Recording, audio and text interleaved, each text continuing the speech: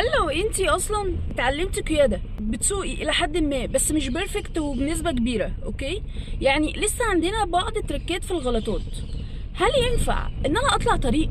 يعني هل ينفع ان انتي حتى لو حد جنبك يطلع معاكي على طريق؟ الاجابه لا طبعا. هو ما نفرحش يا جماعه بان هو انا بطلع بحر، انا بطلع شارع بقير، انا رحت مش عارف ايه. ده خطر جدا.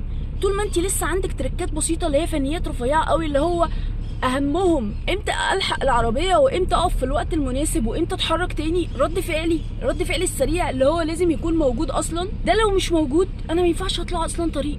ما تخليش حد يضحك عليك ويقول لك تعالى انا هطلعك بحر وبقير وهيعمل لك الدنيا فل الفل. لا طبعا، مش في مصلحتك. الغلطه بفوره. لازم وانتي طالعه طريق تكوني متودجه 100%، 99 لا. وده بيحصل اثناء الكورس لتمهيدك لان انت تطلعي الطريق. فدي نصيحه وانتوا حرين يا بنات. انا عن نفسي شغلي ما ينفعش اطلع حد وهو اصلا عنده غلطه ما يطلعش، حتى لو طول معايا كتير جدا، مش في مصلحته. حتى لو هو قال لي انا عايز اطلع مش هطلعه، لازم يطلع وهو ما عندوش اخطاء نهائيه. واهمهم عشان نبقوا متفقين رد الفعل السريع. لازم يكون عندك اصلا ثبات انفعالي ورد فعل سريع، لان الطريق شيء والتعامل مع البشر شيء تاني، واخطائك انت شيء واخطاء الناس تانية شيء تاني. فالموضوع كوليكشن، لازم تكوني قده. فعشان نوصل للمرحله دي لازم نسمع الكلام ونوصل للبوينت اللي انا بتكلم عليه، رد فعل السريع والثبات.